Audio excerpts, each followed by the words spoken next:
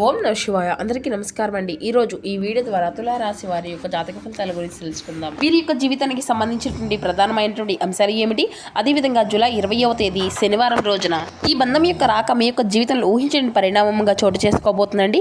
అదేవిధంగా మీ యొక్క జీవితంలో జరగబోయేటువంటి కొన్ని అంశాల గురించి అయితే తెలుసుకుందామండి. అలాగే ఉదయం నుండి సాయంత్రం లోపు ఎటువంటి పరిణామాలు అనేవి చోటు చేసుకోబోతున్నాయి, ప్రతి ఒక్క సమయంలో ప్రతి ఒక్క ఆలోచన నిర్ణయాలు కలిసే వ్యక్తుల ద్వారా ఈ రోజుపై ఏ విధంగా ప్రభావితం చూపేటువంటి అంశాలు అయితే మీ జీవితంలో చోటు చేసుకోబోతున్నాయి. ఇప్పుడైతే అంటే తెల్లవారితే వీరి యొక్క బంధం రాక తప్పదన్నమాట. మిస్ అవ్వకండి, ఎక్కడ కూడా స్కిప్ చేయకుండా పూర్తిగా వినండి. మొట్టమొదటిసారిగా మన ఛానల్ చూసినట్లయితే ఛానల్ అయితే దయచేసి ఛానల్ని సబ్స్క్రైబ్ చేసుకుని వీడియో అనేది నచ్చితే ఒక చిన్న లైక్ చేసి సపోర్ట్ చేయడం మాత్రం అసలు మర్చిపోకండి ఫ్రెండ్స్. ఇక వీడియో అయితే స్టార్ట్ చేద్దాం. ప్రతి ఒక్కరి జీవితంలో ఏదో ఒక సమస్య అనేది ప్రతి ఒక్కరిని కూడా ఖచ్చితంగా వెంటాడుతూనే ఉంటుందండి. ఇటువంటి సమస్యలతో బాధపడుతూ ప్రతి ఒక్కరూ కూడా ఎన్నెన్నో ఇబ్బందులు ఎదుర్కొంటూ ఉంటారు. మరి ఇటువంటి వారి అందరికీ కూడా శ్రీ దుర్గామాత వారి దివ్య ఆశీస్సులతో జ్యోతిష్యం చెప్పబడండి గురుగారు శివరామదాస్ స్వామి గారు. మనం ఎక్కడున్నా ఉన్న చోటనే ఉన్నట్టుండే మన యొక్క గురుగారిని అయితే ఒక చిన్న ఫోన్ కాల్ ద్వారా కాంటాక్ట్ అవ్వచ్చండి. మన గురుగారి యొక్క కాంటాక్ట్ నెంబర్ వచ్చేసి 7989049722. మీకు అది ఏ విధమైనటువంటి సమస్య అయినా కావచ్చు, కుటుంబం, వ్యాపారం, కోర్టు, విదేశీ ప్రయాణం, ఆరోగ్యం, రాజకీయం, సంతానం, ప్రేమ, పెళ్లి మొదలుగా ఎటువంటి సమస్యలకైనా ఎటువంటి గుప్త సమస్యలకైనా మన యొక్క గురుగారి మంచి పరిష్కార మార్గం అయితే మీకైతే ఖచ్చితంగా లభిస్తుందండి. అదేవిధంగా మన యొక్క గురుగారు స్త్రీ పురుషులకు వశీకరణ చేయడంలో ప్రత్యేకమైన అనుభవం కలిగినటువంటి వ్యక్తులని చెప్పాలి. ఖచ్చితంగా మీకు ఉన్నటువంటి సమస్యలకు 100% 100% ఒక మంచి మార్గాన్ని అయితే మన యొక్క గురువుగారు అయితే తెలియపరుస్తారండి. అదేవిధంగా ఒక్కసారి నమ్మకంతో ప్రయత్నించండి, ఖచ్చితంగా మీకు ఉన్నటువంటి సమస్యలు చిక్కుల నుండి అయితే మీకు మీరుగా బయటపడినటువంటి వ్యక్తులు అవుతారనమాట. ముఖ్యంగా వివరాలకు వస్తే కనుక తులారాశి అనేది రాశిచక్రంలోని 7వ రాశి. చిత్తా నక్షత్రం 3-4 పాదాలు, స్వాతి నక్షత్రం 1-2-3-4 పాదాలు, విశాఖ నక్షత్రం 1-2-3 పాదాల్లో జన్మించిన వ్యక్తులు ఈ యొక్క తులారాశి పరిధిలోకి వస్తారు. ఈ యొక్క తులారాశి వారికి అధిపతి శుక్రుడు. తెల్లవారితే మీ జీవితంలో ఒక బంధానికి సంబంధించినటువంటి ముఖ్యమైనటువంటి పరిణామం కనిపించేటువంటి అవకాశం కూడా ఉందన్నమాట. చాలా రోజులుగా దూరంగా ఉన్నటువంటి ఒక వ్యక్తి నుండి పలకరింపు రావచ్చు, లేదంటే అపార్థాల వల్ల దూరమైనటువంటి బంధం మళ్ళీ మాట్లాడే పరిస్థితి కూడా రావచ్చండి.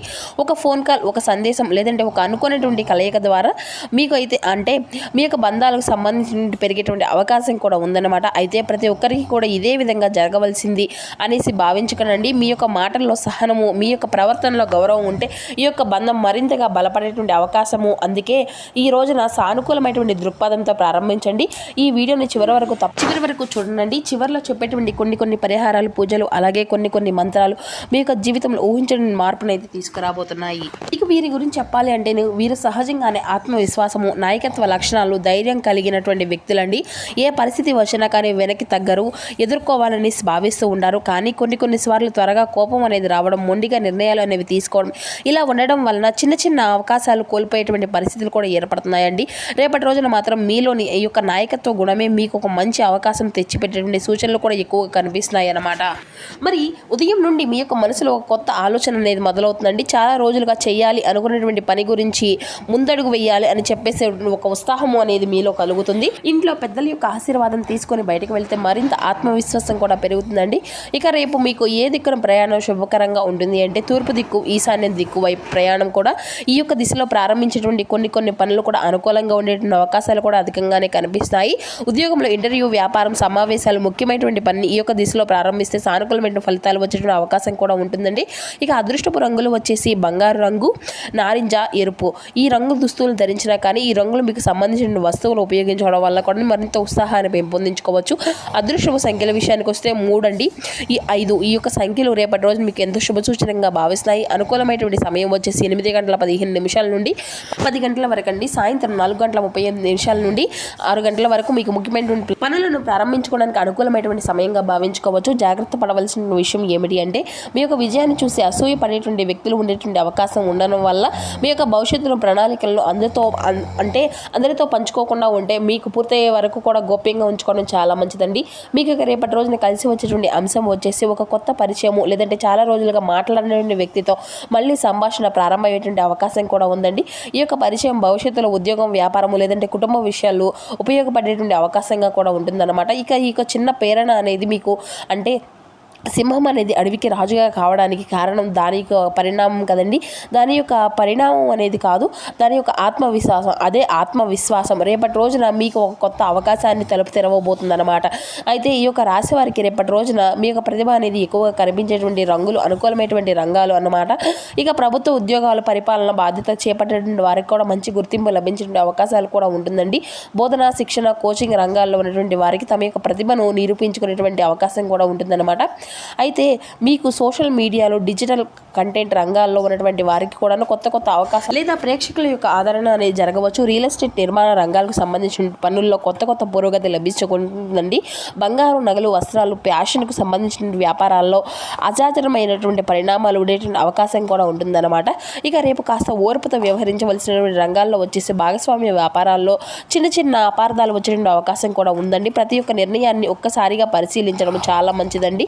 ఇక భారీ పెట్టుబడులు పెట్టేటువంటి ముందు 1-4 సార్లు ధృవీకరించుకోవడం చాలా అవసరం అండి. ఓర్పు అంటే ఒప్పందాలు, లీగల్ వ్యవహారాల్లో తొందరపడకుండా అనుభవజ్ఞుల యొక్క సలహాలు అనేవి తీసుకోవడం కూడా చాలా మంచిది. అప్పులు ఇవ్వడము లేదంటే ఇతరుల యొక్క హామీ అనేది ఇవ్వడం, ఇటువంటి విషయాల్లో కూడా కొంచెం జాగ్రత్తగా ఉండండి. ఉద్యోగం, సహోద్యోగుల వాదనలు అనేవి దూరంగా ఉండడం వల్ల కూడా మీకైతే అనవసరమైన ఒత్తిడి నుండి అంతా కూడా తగ్గుతుంది. ఇక ఈరోజు మీకు అదృష్టాన్ని తెచ్చిపెట్టే అంశం వచ్చేసి మీ యొక్క మాట తీరు, ఆత్మవిశ్వాసం సరైన సమయంలో తీసుకునేటువంటి నిర్ణయాలే రేపటి రోజున మీకు గొప్ప బలంగా నిలుస్తాయండి. ఇక చిన్న చిన్న అవకాశాలు కూడా పెద్ద విజయంగా మార్చుకునేటువంటి అవకాశాల్లో మీలో ఉంటుందన్నమాట. అలాగే ఈ యొక్క రాశి వారికి ఉదయం 6 గంటల నుండి 9 గంటల వరకు ఈ రోజున ఎంతో ప్రశాంతంగా ప్రారంభిస్తారు. కుటుంబ సభ్యులతో కొన్ని ముఖ్యమైనటువంటి విషయాలపై చర్చ అనేది జరిగే అవకాశాలు కూడా ఉందండి. గతంలో నిలిచిపోయినటువంటి పని అంతా కూడా మళ్ళీ ప్రారంభమయ్యేటువంటి సూచనలు కూడా అధికంగానే కనిపిస్తాయి. ఆత్మవిశ్వాసంతో ముందుకు వెళ్తే అన్నీ కూడా మంచి ఫలితాలు పొందుకోవచ్చు. ఇక ఉదయం 9 గంటల నుండి మధ్యాహ్నం 12 గంటల తర్వాత ఉద్యోగస్తులు కొత్త కొత్త బాధ్యతలు అనేవి రావచ్చు. వ్యాపారస్తులు కొత్త పరిచయాలు ఉపయోగపడే అవకాశాలు కూడా ఉన్నాయండి. ఇక ఆర్థిక విషయాల్లో తొందరపడి నిర్ణయాలు అనేవి తీసుకోకుండా ఉంటే జాగ్రత్త వ్యవహరించడం అయితే చాలా మంచిదండి. మధ్యాహ్నం 12 గంటల నుండి 1 గంట వరకు ఈ యొక్క ఫోన్ కాల్ లేదంటే సందేశం అనుకునేటువంటి సమాచారం మీ యొక్క దృష్టిని ఆకర్షిస్తుంది. కుటుంబ సభ్యుల యొక్క సహకారం వల్ల మీకు పని అంతా కూడా సులభంగా ప్రారంభమయ్యేటువంటి అవకాశం కూడా ఉండదండి. ఆరోగ్య విషయంలో అలసట కనిపిస్తే కొంచెం విశ్రాంతి అనేది తీసుకొని చాలా మంచిది. మధ్యాహ్నం 3 నుండి సాయంత్రం 6 వరకు వచ్చేటువంటిది మీరు చాలా రోజుగా ఎదురు చూసినటువంటి ఒక విషయం గురించి స్పష్టత వచ్చేటువంటి అవకాశం కూడా ఉంది మిత్రమా. ఇక బంధువులతో, మిత్రులతో మాట్లాడడం ద్వారా కూడా కొత్త కొత్త అవకాశాలు మీకు తీసుకువస్తాయి. సాయంత్రం సమయానికి మీ యొక్క మనసులో ఉన్నటువంటి సందేహాల్లో అన్నీ కూడా తొలగేటువంటి అవకాశం కూడా ఉంటుందన్నమాట. ఇక మీ యొక్క జీవితంలోకి సాయంత్రం తర్వాత ఆధ్యాత్మిక సూచనలు పెరుగుతాయి. ఇంట్లో ఉన్న ప్రశాంతత వాతావరణం అనేది నెలకొంటుంది. రేపటి రోజున మీ యొక్క ప్రణాళికలు అన్నిటిని రూపొందించుకోవడం మంచి సమయం కూడా చెప్పుకోవచ్చు. ఇక ఈ యొక్క రాశి వారికి ఒక స్త్రీ వల్ల తెల్లవారితే మీ యొక్క బంధం మీ యొక్క జీవితంలో మళ్ళీ కదలికలోకి వచ్చేటువంటి సూచనలు అయితే కనిపిస్తాయి అన్నమాట. అది ప్రేమ బంధం మాత్రమే కాదండి, చాలా రోజులుగా దూరమైనటువంటి ఒక బంధం కావచ్చు. మీ గురించి ఆలోచిస్తూ కూడాను అంటే మీకు సంబంధించిన లేదంటే మీ యొక్క స్నేహితుడు కావచ్చు, లేదంటే మీ యొక్క జీవితంలో ఎంతో ముఖ్యమైనటువంటి ఒక వ్యక్తి కూడా కావచ్చు. ఈ యొక్క వ్యక్తి ద్వారా వచ్చేటువంటి యొక్క ఫోన్ కాల్, ఒక సందేశము లేదంటే అనుకోని పలకరింపు రావచ్చు. ఒక పులకరింపు లాగా మీ యొక్క మనసులో చాలా రోజులుగా ఉన్నటువంటి భారాన్ని తగ్గించేటువంటి అవకాశం కూడా ఉందండి. ఇంతకాలం తర్వాత ఇలా జరుగుతుంది అనేసి ఊహించలేనటువంటి విధంగా మీరు అనుకునేటువంటి పరిస్థితి కూడా మీకైతే ఎదురవుతుంది. ఆ యొక్క బంధం ద్వారా మీకు కేవలం మాటలు మాత్రమే కాదు, ఒక కొత్త అవకాశం, ఒక మంచి సలహా మీ యొక్క కుటుంబంలో మళ్ళీ ఆనందాన్ని తీసుకొచ్చే పరిణామం కూడా ప్రారంభమయ్యేటువంటి సూచనలుగా కనిపిస్తున్నాయండి. మరి కొందరికి మీ యొక్క కుటుంబ సభ్యుల యొక్క కలయికగా మారవచ్చు. మరి కొందరికి ఏమో ఉద్యోగం, వ్యాపారం లేదంటే వ్యక్తిగత జీవితంలో ఉపయోగపడిన పరిచయాలుగా మారవచ్చు. అందుకే రేపటి రోజున మీ దగ్గరికి వచ్చిన ఆ యొక్క ఫోన్ కాల్ లేదంటే ప్రతి ఒక్క సందేశాన్ని నిర్లక్ష్యం అనేది చేయకండి. కొన్నిసార్లు మీ యొక్క జీవితాన్ని మార్చేది ఒక పెద్ద సంఘటన కాదు, సరైన సమయంలో వచ్చేటువంటి ఒక చిన్న పలకరింపే. అలాగే ఈ యొక్క రాశి వారికి రేపటి రోజున కొన్ని పూజలు, పరిహారాలు, దానాల గురించి కూడా తప్పకుండా తెలుసుకోవాలండి. ఏంటో వినండి. ఇక ఈ రోజున మీకు శనివారం కావడంతో జ్ఞానము, గౌరవము, శుభ ఫలితాలకు సంకేతాలుగా భావించండి. ఈ రోజున ఉదయం స్నానం చేసిన తర్వాత పసుపు లేదంటే పసుపు రంగు వస్త్రాలు ధరించి మనస్ఫూర్తిగా దేవుణ్ణి ప్రార్థించడం ఎంతో శుభప్రదంగా ఉందని భావిస్తారు. ఇక మీకు సాధ్యమైతే రేపు ఒక అరటి చెట్టు వద్ద నీరు అనేది సమర్పించండి. పసుపుతో చిన్న బొట్టు పెట్టి నమస్కరించుకోండి. ఇది రేపటి రోజున మీకు శనిగ్రహానికి సంబంధించిన సంప్రదాయ ఆచారాల్లో ఒకటిగా భావించండి.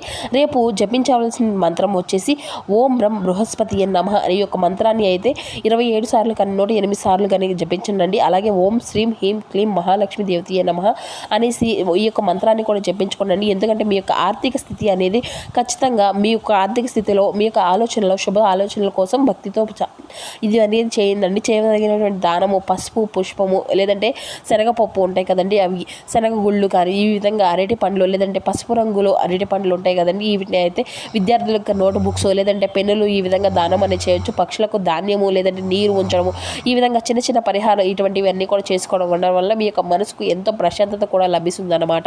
ఇక మీరు ఈ యొక్క చిన్న పరిహారం అండి, ఇది అంతా కూడాను బయటకు వెళ్ళే ముందు కొద్దిగా పసుపు అక్షింతలు అనేవి దేవుడి ముందు ఉంచి నమస్కరించుకొని బయటకు వెళ్ళండి. అలాగే పెద్దల యొక్క ఆశీర్వాదం తీసుకొని ఏ పని అయినా కానీ ప్రారంభించండి. పనులు అనేవి చక్కగా మీ యొక్క మనసుకు ధైర్యాన్ని, ఆత్మవిశ్వాసాన్ని ఇస్తాయండి.